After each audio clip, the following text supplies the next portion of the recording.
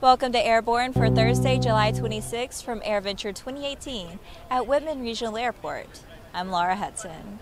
On our program for today, 30 minutes with FAA Acting Administrator Elwell.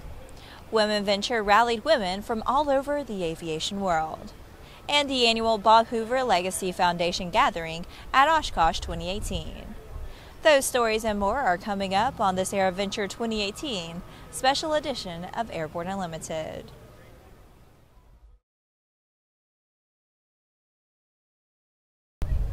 A&N had the chance to talk with FAA's Acting Administrator Elwell for the better part of 30 minutes this morning, chatting about ADS-B, ATC Privatization, unmanned aviation issues, the policy of building EAA for ATC services, Part 61 issues, and more.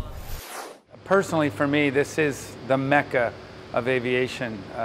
If you're a pilot, if you're a flyer, if you make airplanes, if you love aviation, this is just aviation passion. And as a pilot, I love coming here. For those of you who don't know, I'm the acting administrator of the FAA. Been that in that role since January, and I am a pilot. That's my profession, my avocation and career. It's an honor and a pleasure to serve the aviation community and the president and the country in this role. I was talking with Jack Pelton about this earlier this morning, and I think an argument can be made for both sides, quite frankly. The FAA is an organization charged with safety, and obviously we come in here volunteers. These are controllers who volunteer to come and do this, but it does come at quite an expense and a cost to the FAA. I really can't predict what will happen next year or the year after that, but hopefully we'll come up with a solution that works both for our needs and resources at the FAA and to make sure that this show goes on for another 40 years. If the population of folks who after 2020 have no intention of flying in controlled airspace, then maybe the rate of equipage that we're seeing is okay. But my guess is it's not. We don't have, in my estimation, near enough people equipped. And the mandate is not changing. It's going to be January 1st, 2020. That's in 524 days, but I'm not counting. We're going to keep trying to think of any sort of innovative way to get people to equip. You know, really, it's got to be sort of a colleague-to-colleague word of mouth. I had a chat. Who was that with? Paul Dye. So in an RV6, and he explained to me what he purchased for this airplane. It had ADS-B in and out in an experimental aircraft, right? I said, wow, what would you? He goes, it's amazing. I see everybody who's transmitting. It lets me know how dense a place is long before I get there. And I thought, wow, so there was a real, I wasn't sure until I talked to him what a great safety case ADS-B makes for all pilots, for all aircraft. As for UAS, we are moving very carefully, but expeditiously. I'm not as concerned about UAS and GA traffic as maybe others are, because I think long before UAS traffic proliferates in airspace where we're most likely to see a larger GA population, we're going to have the see and avoid issue and the UTM, UAS traffic management riddles solved. The good thing about it, and it's the same thing we're doing in the experimental world and light sport and the whole panoply of GA operations, is we're engaging with the innovators and the tech folks early in the process so that they're helping inform our ideas of how we're going to integrate UAS into the NAS. And it's no longer a question of if, it's when, and I'm confident we're going to do it without lowering the safety bar, not as fast as the UAS industry would probably like to see us do it, but we're going to do it safely. We see a shortage of pilots. It is not due solely, as some might suggest, to the 1,500-hour rule that went into effect a couple years ago. It isn't just a pilot shortage we're looking at. You know, STEM in all the fields, mechanics, engineers, controllers. We want to look at ways in which we can excite young people to enter this industry. Following the chat with Administrator Elwell, FAA Boss journeyed over to the EAA's Theater of the Woods in order to conduct the annual Meet the Boss event, in which real aviators get to question FAA's top guy. One more reason that ANN will shortly produce a new Airborne Weekly News show dedicated to women in aviation called Airborne Aviatrix is the prominent, growing, powerful presence of the women who populate the aviation world. This year's WomenVenture experience is but one more reason that the role of women in the aviation and aerospace world must be acknowledged, celebrated, and encouraged. The 2018 WomenVenture event is off to a great start. We had a record turnout for the Women in Aviation Connect breakfast this morning. The photo here on Boeing Plaza, we don't of course have the final number, but just looking from the crowd, I think we have a record for that event today. So what a wonderful chance for all the ladies here at Oshkosh. We got our shirts on for this year, and as we walk around the grounds today to talk to other people about our involvement in aviation and maybe encourage some young person, maybe a little girl, little boy, to come up and ask, well, what are all those shirts about, and tell them about how they can get involved in aviation too.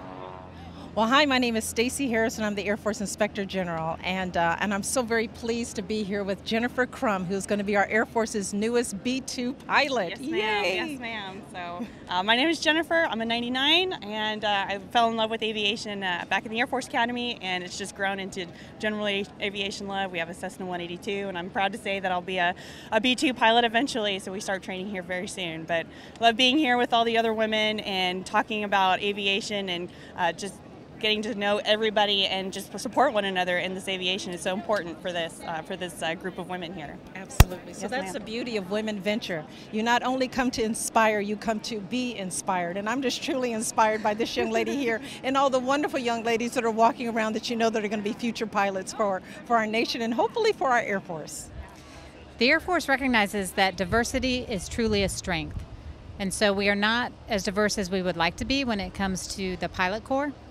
And so we are very interested in opportunities to engage with young women, pilots or future pilots, to tell them about the opportunities that are available to them in the Air Force. I'd say one of the most important things is that they have the desire to be part of the Air Force, to be part of this organization if they want to be a pilot. And so I think if you work hard and you do your best, whether it be in school or extracurricular activities, I think that you bring a lot to the Air Force if you bring your talents and your dedication. I always want to fly, but I never knew that it was available to it. So when I grew up in Brazil, and I didn't have this opportunity. Once I moved to US and I saw so many opportunities, so I said, let me tackle that. And I'm here. I have been inspired for so many amazing women with so many different stories that made me even more want to be in this industry. I want to pursue a career with commercial airlines, talking with all those women that they are certified badasses. It's like, wow, they are fantastic. So I'm going to be like one of those ladies that I saw at the air show. And this year, everybody that likes aviation, that is interested, and even if there is nobody that is interested in aviation, they should come here. Because here there is for everything. This is absolutely amazing. After the break, Oshkosh 2018 also served a great place for the friends of Bob Hoover to gather together and remember an amazing man. You're watching Airborne Unlimited from Aero-TV. Continental Motors Group. Manned and unmanned, Continental has been a pivotal part of aviation and aerospace history and wants to be a part of your mission. Gas or diesel, certified or experimental, Continental is investing in your future. www.continentalmotors.aero. Celebrate 20 years with Sonex Aircraft by building and flying your dream. Quick handling, fun, and capable kit aircraft models to suit your flying passions. Get the best performance per dollar with Sonex Aircraft.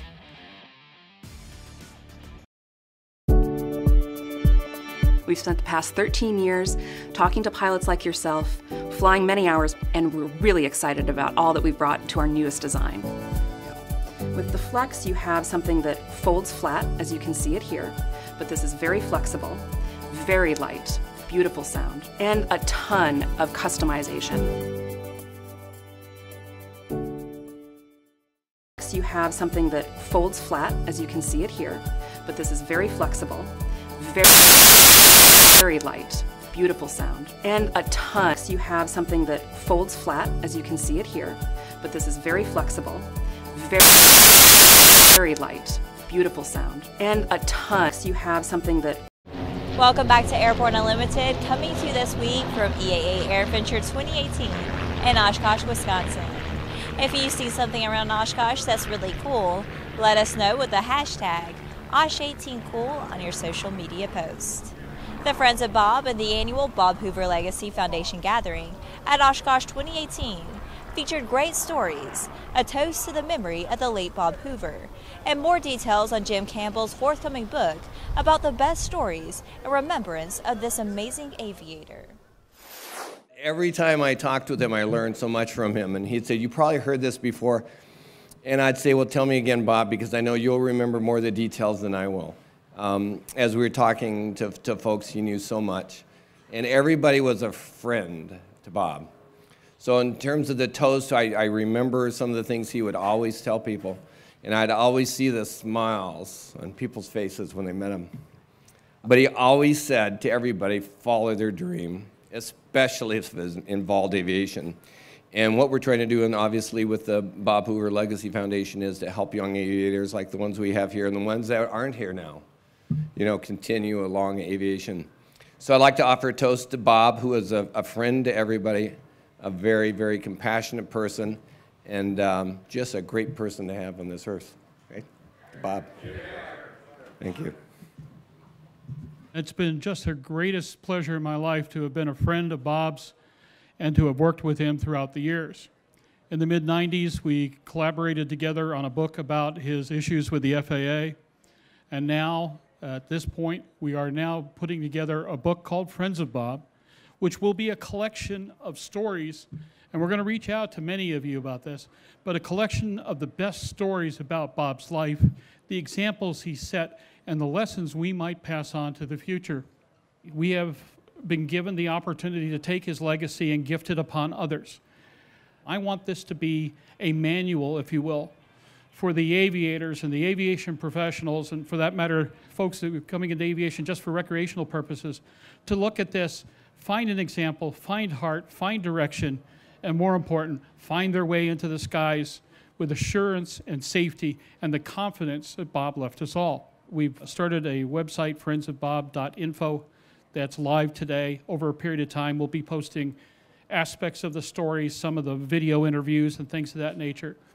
But we're also in the process of crowdfunding it so that we can spend as much time as possible getting video, visiting people directly rather than just doing transcribed interviews over the phone, so we can spend time with these people, can talk to them about their pictures and their remembrances, and put that together. The flight simulator industry has a number of new up-and-coming major players, including Alsim, which seems to be establishing itself as a major player in the flight sim game. We are back with more, so we've actually doubled our sim space here in Oshkosh. So we actually have the AL-250, which we bought last year, brought that back again. That was actually purchased by a flight school in South America, outside Bogota. And the company flight school last year that purchased the AL-250 has now bought a second simulator, our new AL-172, which is a type-specific 172 NAV3. And on top of that, actually Kent State University actually just purchased 4 new simulators, 2 AL-172s and 2 AL-50s. So a lot of exciting things happening in Alsim, including our new airliner 737-320 sim. We're also proud to announce at Oshkosh that we're going to be doing U.S. assembly and production from next year to help better serve our U.S. Canadian clients, and we're looking to also grow further into Latin America with our new products. We're also proud to announce a few months ago the launch of the airliner sim, which is a 737-320 hybrid. We do know a lot of the flight schools and universities. Our pilots and graduates will be going on to the regional and national carriers. We hope that will better prepare them. And we've done this in partnership with the company in Mesa, Arizona, who does upset prevention and recovery. And that will be available from late next year. Continental Motors has huge plans for the power plant revolution, including a massive new plant employing the latest in high-tech manufacturing technologies, positioning Continental as a pivotal powerhouse in GA propulsion. We've got probably the best team that I've ever had since I've been at Continental Motors, and that's not a disservice to everybody that's gone before, but we're starting to get a lot of things right. We've got people all rowing in the same direction. We're getting our customer service team built out. We're building out a whole new sales team globally to be there for the customers. And our engineering team is doing some really awesome stuff. I can't talk about any of it, but I mean, we have got a pipeline that I am just so thrilled about. And somebody came up to me earlier this week and said, so you going to talk about anything this year? And I said, we're going to talk about nothing. But I said, next year, we're not going to stop talking from the first show in the season all the way till the end of the year, because we've just got a year that we're lining up that's going to be more fun than I or this industry's had in a long time. We talked last year about committing $70 million to build a new factory, equip it, and everything else. When I get home from my trip this week and a trip next week, I expect to see backhoes and earth movers getting started on our factory. We've already placed orders for about 50% of our major equipment because the lead times on those are actually longer than building a building. It's absolutely amazing. But we're excited. Our team has put a lot of effort into designing a factory that will be one of the most modern in our industry for building engines. We went out and we looked at engine plants with Ford, with Harley-Davidson, with Hyundai and others to understand what we can do and what we should do. And we've taken all of that and put those ideas into our building to continue to drive us forward into the future. After the break, we present part 4 of our annual Jack Pelton AirVenture interview series. You're watching Airborne Unlimited on Aero-TV.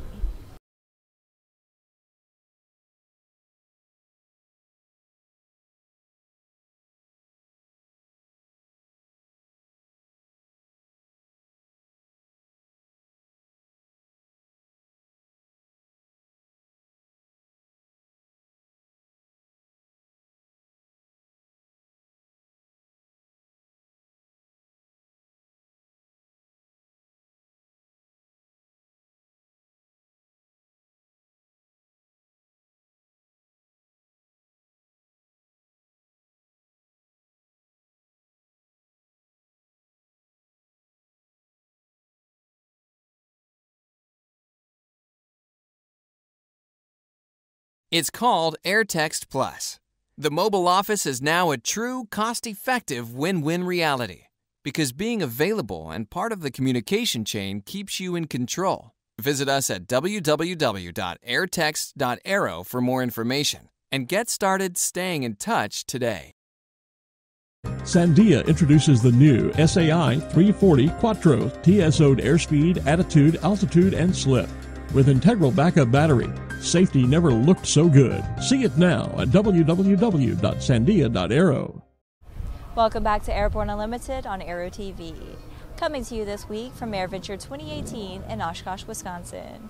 Today, in part 4 of our annual interview, Jack Pelton and Jim Campbell discuss the future of AirVenture, as well as diversity of the industry, along with what will be needed to grow the aviation world. How does this event survive into the future? You've been through your not so good times, your better times. There's certainly been some interesting obstructions along the way. I mean, you've spent now how many millions of dollars for the FAA services that supposedly were part of what was due us as citizens of the country, and all the other things that have happened. How do you build an Oshkosh that can survive? I think the event itself, as far as surviving, is not in jeopardy. I really don't believe that. I think that it's got its own following. It doesn't need to continue to grow and be giant. It just needs to serve its mission. And I think that's what's important to keep in focus. This doesn't have to be like a publicly traded company where you got to keep growing every year. I think if we stay focused on the mission that we're trying to bring people into aviation as aviation enthusiasts, which includes more than just pilots, and we're trying to help be the platform for the companies around the country to also showcase what the aviation industry as a whole is like, and preserve places where people who are doing grassroots aviation in their garage and out at their hangars can have a place to come and have their own community that will be okay. One of the things that we do work very hard on is we just got to make sure it's accessible to everybody. How do you find a way to not price yourself out of getting people to come here? How do you find ways through camping and other things like that to make it no excuses to not be able to at least come spend a few days here? And again, getting to the whole how much diversity do you have in the content of the show is really going to help, because then you can pique the interest of people, whether it be space, whether it be ultralights, whether it be air show routines or military aircraft, that if you have all of that here, nobody else in the United States has that available in one show in 1 week. And that's kind of our, got to stay completely focused on that and make sure we make that happen every year. You mentioned diversity. I'll take it to a slightly different tack. When you walk through the gate here, it's still pretty much the world's greatest gathering of old white guys. There's certainly not enough women. There's certainly not enough people of color. There's certainly not a lot of different types of backgrounds. How do we chase the diversity angle and make aviation not only appear more welcoming, but actually more welcoming? Part of it is to bring the successful leaders of the different groups in here to really tell the story and be the mentors and develop that. Wednesday every year we have WomenVenture. This year, if you look at the speakers and lineup that we have, it is incredible. I mean, everyone from Heather Penny, who was an F-16 pilot on 9/11, to Tammy Jo Schultz, who's going to be here, was a Southwest captain during the unfortunate engine accident here recently, along with a number of flag officers who are responsible for the U.S. fighters in the Air Force that are going to be here. They're coming. They're EA members. It was very interesting when Tammy Jo had her incident and we found out she has been an EA member for a long time, her and her husband, and they're flying in. I think they're coming in a Cessna Cardinal. Heather Penny's same thing, is to give a platform for these women here to tell their stories and encourage them that this industry is something you can, in fact, be a part of, and the barriers and hurdles that are perceived are not there, and how do you help overcome them? And I think it'll be very inspirational. I'm very excited for the lineup this year. When you talk about other diverse areas, we've got to get the folks who have made it here and providing that leadership to help encourage kids to follow in their footsteps. We have we do have, I think it's getting close to being safely announced, is to Sean Tucker partnering up with a co-chairman of the Young Eagles, who's a professional athlete named Jimmy Graham on the Green Bay Packers. Great story of somebody that comes from an area that, or comes from a background that isn't sitting there with somebody willing to write a check to teach them to fly, and is very active in aviation. And his goal is to get kids into aviation, and that's going to be another new demographic that I think will be very exciting for EA. Tomorrow, Jack and Jim will discuss the health of AirVenture as a business. For all of this to survive, it has to make business sense. But the big question is, does it? Well, that's our program for today. We'll be back tomorrow with a look at the day's events from EAA AirVenture 2018 at Whitman Regional Airport in Oshkosh, Wisconsin. I'm Laura Hudson. Thanks for watching. If you're watching us on YouTube, please subscribe, and do check us out on Facebook and Twitter. Get comprehensive, real-time, and 24/7 coverage of the latest aviation and aerospace stories anytime at aero-news.net. We'll see you tomorrow.